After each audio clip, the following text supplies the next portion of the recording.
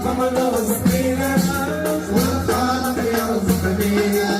اللهم صل على المصطفى حبيبنا محمد عليه السلام. ولا زال يسترني دائما فسبحانه من حكيم علي. ولا حول لي ولا قوة إلا بالإله العلي العظيم.